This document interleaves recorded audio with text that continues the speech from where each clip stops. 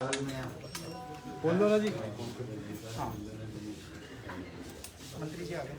अच्छा, आप जैसे सीनियर आदमी आते हैं तो सिंबल मिलता है ना। हाँ कट कट या भाई। हाँ, आप बोला ही हमने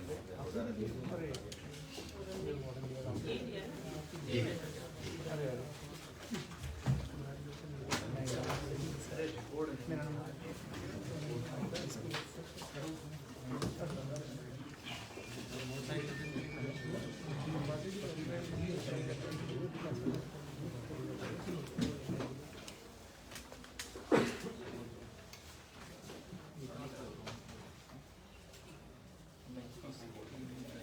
नमस्कार।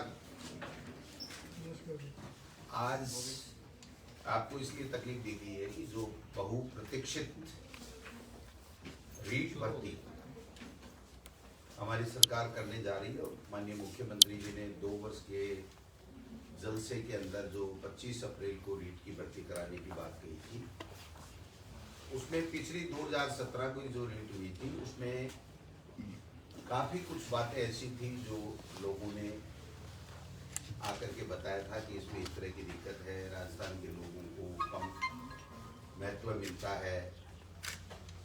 कई डिमांड्स थी जो रीट परीक्षा देने वालों की, उसको देखा गया। कई जो वीकर सेक्शन हैं उन्होंने ये कहा था कि साहब इसमें हमारी दिक्कत आती है। तो इन सब चीज़ों को समाहित करते हुए हमारे प्रमुख शासन सचिव महोदया ने और सभी अधिकारियों ने काफ़ी मेहनत की और माननीय मुख्यमंत्री जी तक काफ़ी दफ़ा चर्चा हुई। उसके बाद में आज हम लोग माध्यमिक शिक्षा बोर्ड को जो नोडल एजेंसी है रीट भर्ती कराने की, उसको जो विज्ञप्ति भिजवा रहे हैं, उसमें जो प्रमुख संशोधन पिछली रीट के बजाय किए हैं वो मैं आपसे शेयर करना चाहता हूँ इसी के माध्यम से। 2017 में जो रीट कराई थी पिछली सरकार ने, उसमें सबके लिए रीट की न्यूनतम अंक 60% था, केवल SC ST के लिए 36% था। लेकिन हमारी सरकार ने काफ़ी लोगों की मांगों को देखते हुए जो और वीकर सेक्शन है उनके अंदर जो न्यूनतम 60% है उसके अंदर छूट दी है, जो मैं आपको बताना चाहता हूँ। अनुसूचित जाति जनजाति में जो नॉन TSP है उसमें पहले 60% थी, अब उसको 55 किया गया है। और जो TSP हो चाहे 2017 हो, अब वो जो न्यूनतम SC का जो है वो 36% था, उसको 36% रखा गया। दूसरा, अनुसूचित जाति, पिछड़ा वर्ग, अति पिछड़ा वर्ग, MBC, EWS, इन सभी श्रेणियों में पिछली 2017 की रीट में 60% था, जिसको 5% की रियायत करके 55% किया गया है। समस्त श्रेणी विधवा, परित्यक्ता महिलाएं और भूतपूर्व सैनिक, इनके लिए भी 60% था पिछली भर्ती में, हमने इसमें 10% की रियायत दी है। 50% न्यूनतम अंक हमने माने हैं। और दिव्यांग निःशक्त जन श्रेणी में नियमानुसार आने वाले समस्त व्यक्ति, इसमें भी 60% था, लेकिन चूंकि हाईकोर्ट में भी लोग पिछले समय जो सिलेक्ट बच्चे गए और हाईकोर्ट ने भी इसको 40% तक अलाउ किया था, तो हमने उसको हाईकोर्ट के निर्णय को और लोगों की डिमांड्स को देखते हुए इसमें भी 40% न्यूनतम हमने करने का फैसला किया। दूसरा, शहरिया जनजाति के लिए बहुत कम पात्र व्यक्ति मिलते हैं, तो पहले 60% ही था, लेकिन इसमें शहरिया जनजाति शहरिया क्षेत्र के लिए हमने 36% किया है। दूसरा जो एक मुद्दा रहता था कि जो 50% अंक न्यूनतम जो स्नातक है, तो वो स्नातकोत्तर या स्नातक में बीएड करने वाले जो बच्चे हैं उनको भी हम लोग अलाउ करते हैं। NCT की जो 13 नवंबर 2019 की जो गाइडलाइन थी उसकी पालना करते हुए हमने पहले अगर स्नातक में 50 नहीं है, स्नातकोत्तर में कितने भी हैं, तो वो नहीं बीएड ये रीट दे पाता था, अब उसमें कर दिया गया। दोनों में से किसी भी में भी अगर वो 50% है तो वो भाग ले सकता है रीट के अंदर। दूसरा जो न्यूनतम अंकों का था, बाकी अन्य कैटेगरी के लिए जो 12वीं में या जो BA में, उनमें जो छूट थी वो EWS और ये जो हमारा दूसरे जो दोनों MBC है उसमें भी उसको शामिल करते हुए पहले की तरह बराबर इन दोनों कैटेगरी को भी हमने शामिल कर लिया है। वाणिज्य जो विषय था उसकी काफ़ी समय से मांग उठ रही थी और उसको शामिल पहले नहीं किया जा रहा था। अब हमने इसको सोशल स्टडी L2 जो L2 का होगा हमारा B.Ed किया हुआ व्यक्ति, तो वो उसमें सोशल स्टडी के अंदर हम उसको B.Ed वाले को पात्र मान रहे हैं। एक रीट के साथ हमें सिलेक्शन का जो क्राइटेरिया था, जो पहले रूल थे उसमें 30% अकेडमिक के थे और 70% रीट के थे। तो हालांकि ये रीट का पार्ट नहीं है, लेकिन बताना जरूरी है क्योंकि जो बच्चा रीट दे रहा है उसको ध्यान में रहना चाहिए कि मेरा सिलेक्शन का क्या क्राइटेरिया है। तो उसको जो हमारे राजस्थान के नौजवान शिक्षित बेरोजगार जो ज़्यादा आने चाहिए, जिनकी बहुत बड़ी मांग थी, उसको ध्यान में रखते हुए अब जो पहले हमने टेट में कर रखा था उस तरीके से यहाँ पर 90% रीट का वेटेज होगा और 10% उसकी जो एकेडमिक योग्यता होगी उसका होगा। तो ये 30% पिछली सरकार के समय था, जिससे काफ़ी ये शिकायतें आई थी और काफ़ी फर्जी डिग्री लेकर के बाहर के लोग भी आ गए थे। तो मैं समझता हूँ राजस्थान के लोगों को ज़्यादा से ज़्यादा वेटेज मिले, इसके लिए भी हमने किया है।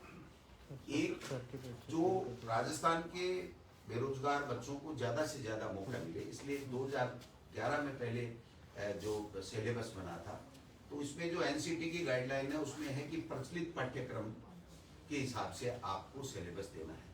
तो हमने दोबारा से सिलेबस तैयार करवाया माध्यमिक शिक्षा बोर्ड की टीम से, और उस सिलेबस में हमने राजस्थान को जहाँ जहाँ हमारी पुस्तकों में राजस्थान है वहाँ पर राजस्थान को सबसे ज़्यादा, राजस्थान की भौगोलिक स्थिति, संस्कृति आदि चीज़ों को हमने भूगोल, इतिहास, कला, संस्कृति सबको वेटेज देते हुए सिलेबस का निर्माण किया है। और जो सिलेबस है वो भी हम रीट के साथ या 1-2 दिन में जो भी माध्यमिक शिक्षा बोर्ड उचित समझेगा तो उसमें वेबसाइट में साथ में लगा देगा, जिससे वो बच्चे अपना अध्ययन कर सकते हैं। बाकी जो मोटा मोटी चीज है, एक बात कंफ्यूजन चल रहा था कि B.Ed वालों को L1 और L2 दोनों में लिया जाएगा, नहीं लिया जाएगा। NCT की गाइडलाइन का हमने अच्छे तरीके से अध्ययन किया है, उसमें राज्य सरकार के ऊपर छोड़ा गया है। और एक शर्त ये भी है कि अगर कोई B.Ed किया हुआ व्यक्ति L1 देता है तो उसको 2 साल के अंदर अंदर ब्रिज कोर्स करना पड़ेगा 6 महीने का, और वो ब्रिज कोर्स उस संस्था से करेगा जो NCT के द्वारा मान्यता प्राप्त संस्था होगी। ऐसी संस्था राजस्थान में आज की तारीख में नहीं है। और B.Ed के बच्चों को चूंकि फर्स्ट ग्रेड में, व्याख्याता में, सब में मौका मिलता है, तो BSTC के बच्चों को केवल L1 में मौका मिलता है। तो जब राज्य सरकार का क्षेत्राधिकार पे उनके विवेक के ऊपर छोड़ा गया, तो इसलिए राज्य सरकार ने दोनों वर्गों का ध्यान रखते हुए BSTC के बच्चों का, वो जो DLED जिसको बोलते हैं, उसका भी ध्यान रखा है और B.Ed वालों का भी ध्यान रखा है। तो L1 है उसमें केवल DLED यानी BSTC के बच्चे आएंगे और L2 में B.Ed वाले बच्चे आएंगे। एक और महत्वपूर्ण निर्णय मैं इस मौके पर मैम को भी धन्यवाद देना चाहूँगा कि जब बोर्ड से फाइल आई कि साहब 1.5 या 2 के लगभग उन्होंने फीस कर ली थी, तो इनका ये सुझाव था कि मंत्री महोदय हमको कोरोना के समय ध्यान रखना चाहिए और इस फीस को नहीं बढ़ाना चाहिए। तो हमने ये फैसला किया है कि 2017 में जो रीट में जो बच्चों के लिए परीक्षा शुल्क था रीट देने का, वही शुल्क हमने रखा है, उसमें 1 पैसा भी हमने नहीं बढ़ाया। बाकी बोर्ड का जो टेंटेटिव कार्यक्रम है वो कल आ जाएगा, वो अपने हिसाब से करेंगे। लेकिन जो हमारे पास में आया है लगभग 11 जनवरी से जो ऑनलाइन आवेदन इनके लेने का उनका टेंटेटिव है, इसमें परिवर्तन हो भी सकता है, वो बोर्ड का काम है।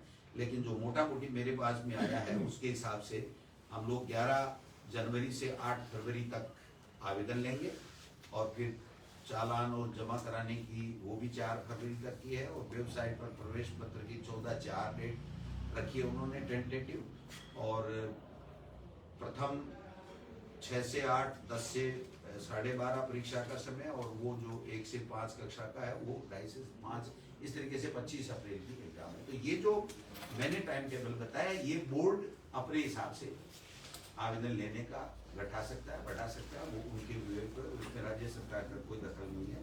हम केवल ये जो छूट दे रहे हैं या हमने जो नए निर्णय किए हैं, जो हमारे शिक्षित बेरोजगारों की ऋण देने वालों की जो मोटी मोटी समस्याएं थी, उनको काफी जद्दोजहद के बाद में काफी विचार विमर्श करके पूरी तरीके से एनसीटी की गाइडलाइन के हिसाब से हमने इसको दुरुस्त किया है।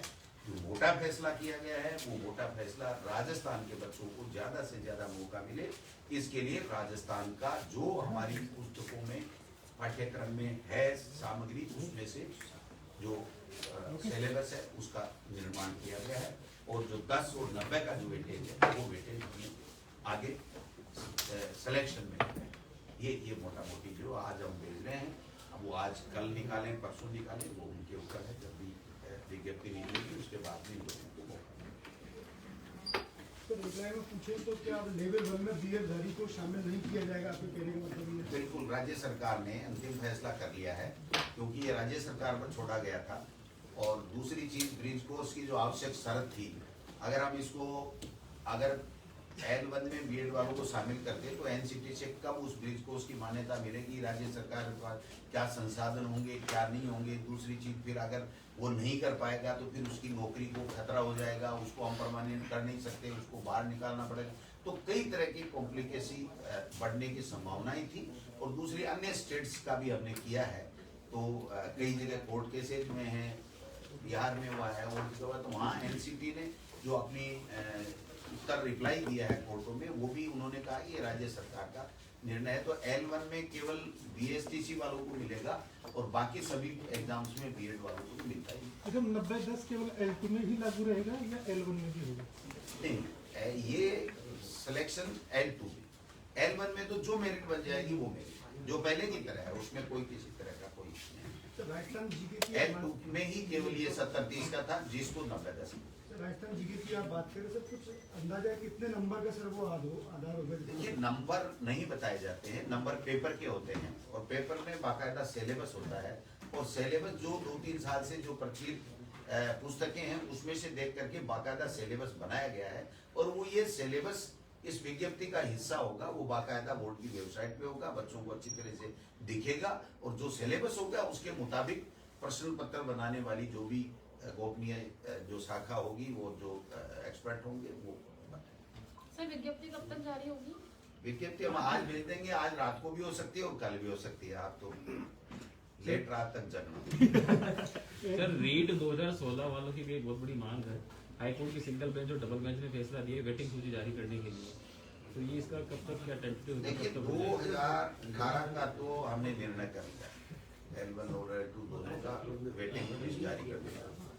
लेकिन चूंकि कई तरह के ऐसे प्रकरण हैं जिसमें वेटिंग लिस्ट का है, तो कई हाई कोर्ट में है, कई सुप्रीम कोर्ट में है, सुप्रीम कोर्ट में स्टे मिला हुआ है, तो इसकी हम लोग समीक्षा करेंगे अधिकारियों के साथ में बैठ करके, और जो यथासंभव सरकार के बस में होगा, जो कर सकती है सरकार नियमों में रहते हुए, वो करे।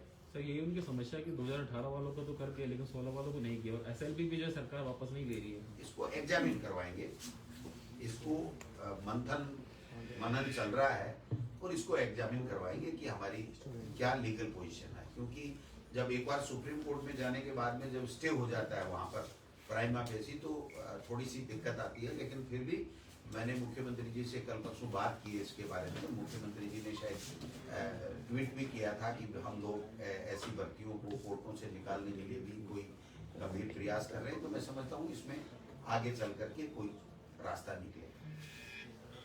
सर, स्कूलों को खोलने की कवायद की अभी मीटिंग भी हुई थी, लेकिन 15 जनवरी तक टाल दिया गया। क्या कुछ सर कुछ फीडबैक आया इस तरह के नहीं खोलने की स्कूल? पहले ये थे कि 4 से 5 जनवरी के बीच में खोले जाएंगे। मुझे जो लग रहा है कि अब कोरोना कम हो रहा है, तो सरकार इसके ऊपर गंभीरता से विचार कर रही है। काफी स्टेट्स का अध्ययन किया गया, और जो केंद्र की SOP है उसको भी देखा गया। स्कूल खोलने का मतलब है स्कूल भी खुलेंगी, कॉलेज भी खुलेंगी, तो कोचिंग भी खुलेंगी, तो इसका सारा प्रभाव देखना पड़ेगा कि कितना क्या कोरोना का प्रभाव रहता है। लेकिन आप मान के चलिए कि 14-15 तक कोई न कोई अंतिम फैसला होगा। Thank you.